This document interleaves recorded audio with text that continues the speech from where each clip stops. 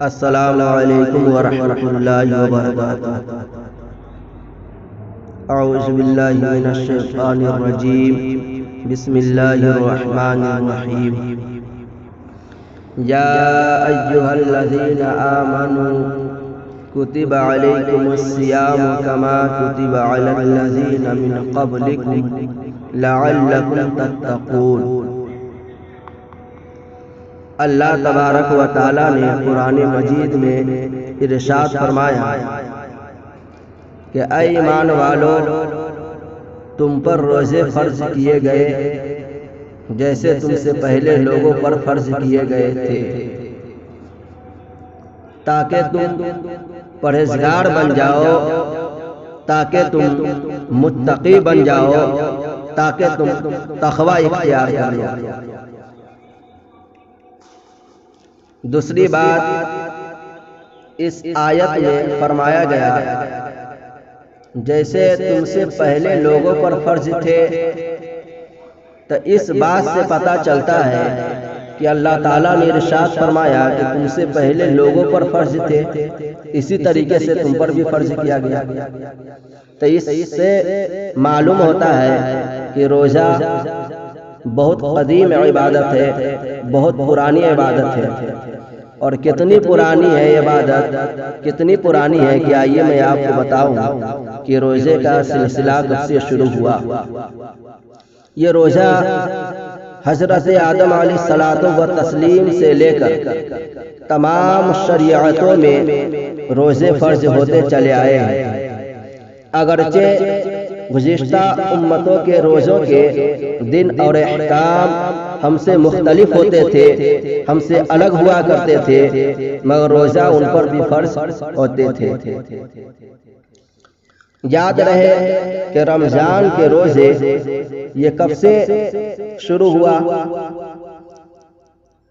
یہ رمضان کے روزے جو ہے یہ 10 شعبان 2 ہجری میں فرض ہوئے تھے۔ یہ حوالہ نوٹ کیجئے، در مختار کتاب الصوم جلد 3 اور صفحہ نمبر 383 پہ یہ بات موجود ہے۔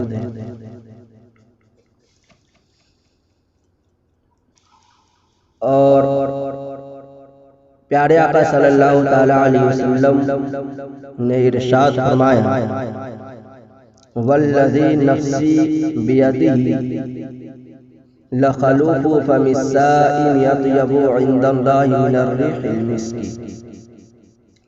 اسی حدیث کی آخری لائن جو ہے یہ بخاری کی الفاظ ہے۔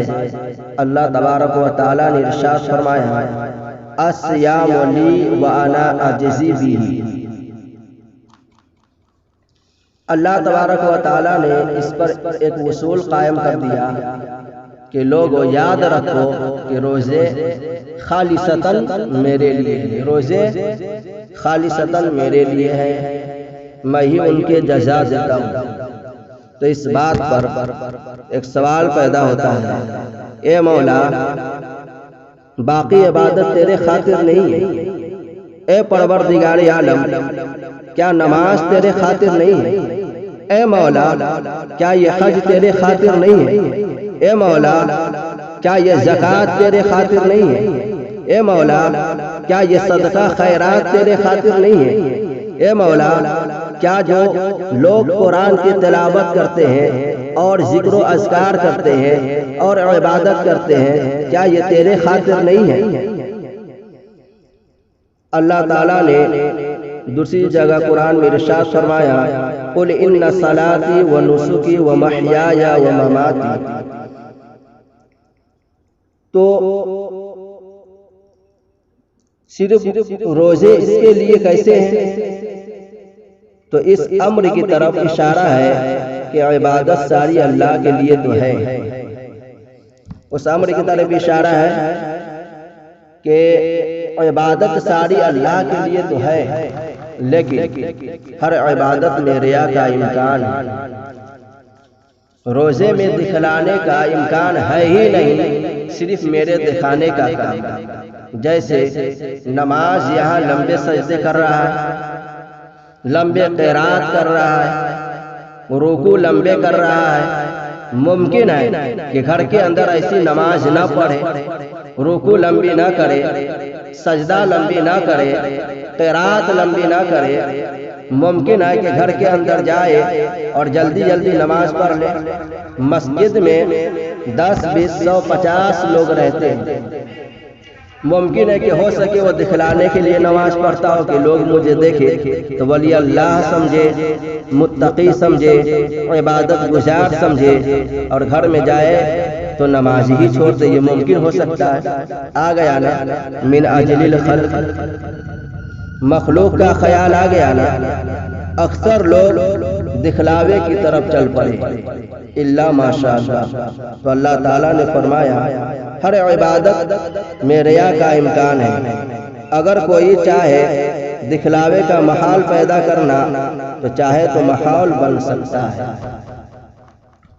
لیکن ایک روزہ ایسا عمل ہے جس میں دکھلاوا ہے ہی نہیں، اور اگر کوئی شخص روزہ نہ رکھا اور دکھلانا چاہا تو روزہ دار ہے ہی نہیں،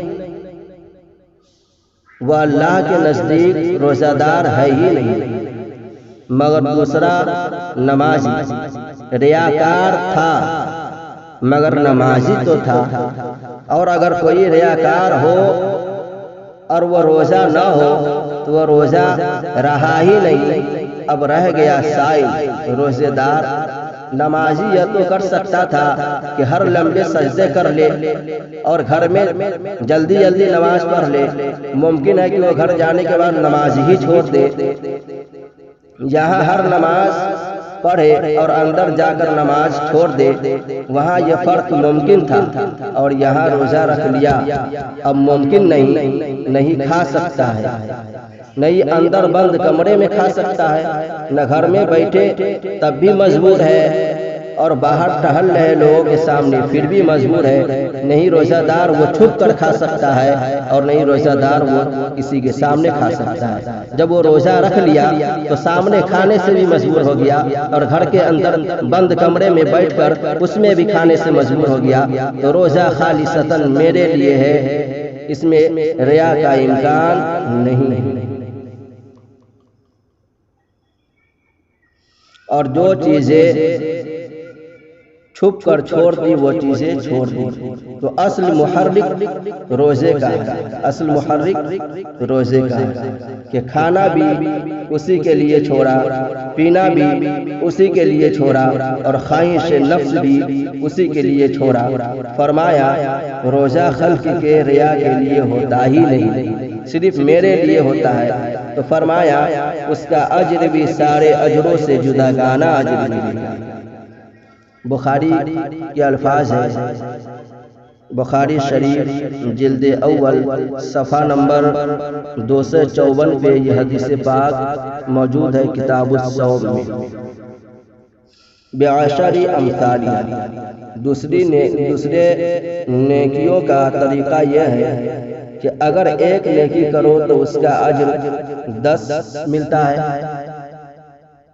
کہیں پہ اس کا اجر 70 گنا ملتا ہے، کسی نیکی میں 100 گنا ملتا ہے، کسی نیکی میں 200 گنا ملتا ہے، کسی نیکی میں 300 گنا ملتا ہے، کسی میں 400 گنا ملتا ہے، یہاں تک کہ یہ کہہ لیجئے کہ کوئی بھی اگر نیکی کرے تو اس کا اجر 10 سے لے کر 700 گنا تک ہے، مگر روزہ اس کے اجر کی حد ہی نہیں ہے کہ کتنا ملے گا، کتنا گنا ملے گا۔ اللہ تعالیٰ نے کہا کہ یہ مجھ پر چھوڑ دو، یہ اجر مجھ پر چھوڑ دو، جب آؤ گے نا روزے دار بن کر تو آؤ اور دیکھو پھر اجر کی کیا بہاریں لگتی ہیں۔ اور سب سے بڑھ کر اللہ تعالیٰ نے فرمایا للصائمین فرحتان، فرحت عند فطرہ وفرحت عند لقاء ربہ، فرمایا تم 10 گنا بھی اجر بھول جاؤ، تم 20 گنا بھی اجر بھول جاؤ، تم 100 گنا بھی اجر بھول جاؤ، تم 200 گنا بھی اجر بھول جاؤ، تم 500 اجر بھی بھول جاؤ، تم 700 گنا بھی اجر بھول جاؤ، تم 1000 گنا بھی اجر بھول جاؤ، اجر باقی نیکی پر تو دیتا ہی ہوں، اور اس پر کیوں نہیں دوں گا؟ یہ سب اجر تو ملیں گے ہی، مگر یاد رکھو میرے خاطر تو نے کھانا چھوڑا، میرے خاطر پینا چھوڑ دیا، میرے خاطر شہوت نفس چھوڑ کے تو دیکھو، میرے خاطر روزے دار بن کے تو دیکھو، تو میں 2 خوشیاں عطا فرماؤں گا۔ وہ 2 خوشیاں کون کون سی؟ ایک خوشی تو وہ جو افطار کے وقت ملتی ہے، جیسے پورے دن دھوپ کی تپش میں لوگ پیاس کے شدت میں مبتلا ہو جاتے ہیں، بھوک کی یاد ستاتی رہتی ہے، پیاس کی شدت ستاتی رہتی ہے۔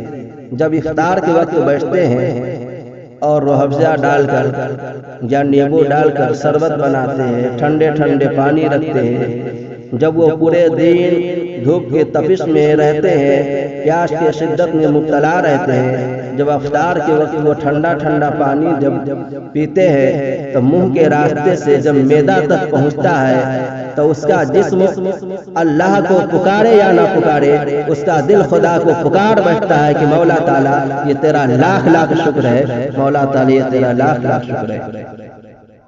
تو ایک خوشی تو افطار کے وقت مل گئی، اور دوسری خوشی جب قیامت کے دن میدان محشر میں لوگ جمع ہوں گے اور ہر کوئی میرے دیدار کی خاطر ترس رہے ہوں گے، ہر شخص میرے دیدار کی خاطر تڑپ رہے ہوں گے، ہر شخص میرے دیدار کے خاطر تڑپ رہے ہوں گے۔ اس وقت میرے روزے دار آئے ہیں تو اللہ تعالیٰ ارشاد فرمائے گا کہ میرے روزے دار آئے ہیں، انہیں لے آؤ اور مجھ سے ملاقات کرا دو۔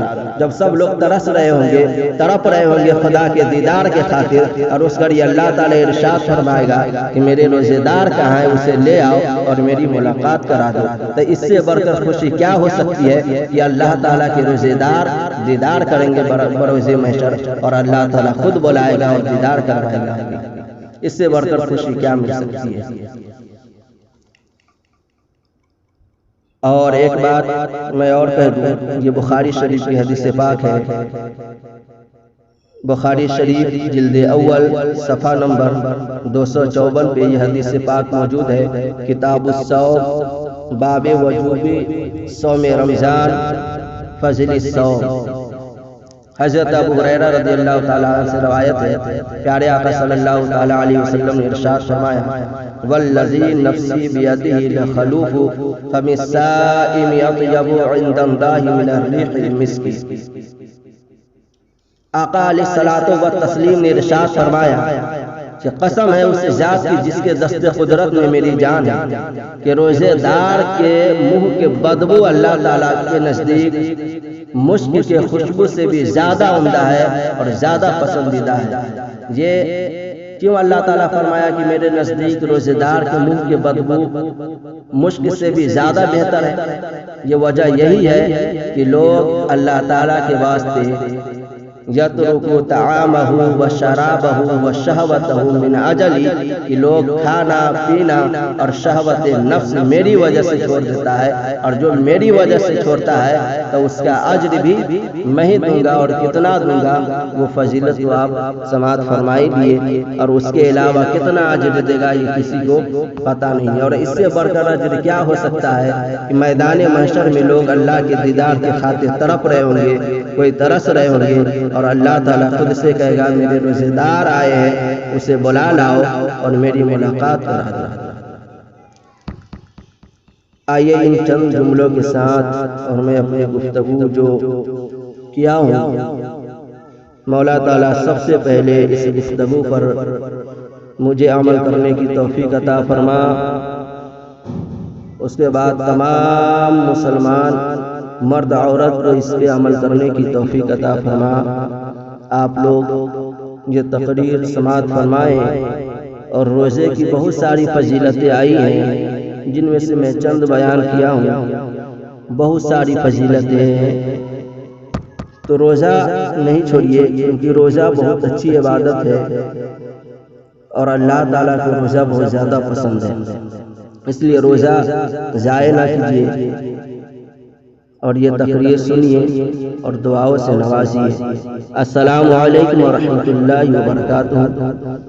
میں محمد ارشاد عالم، سیتامڑھی بہار، کمل دہ۔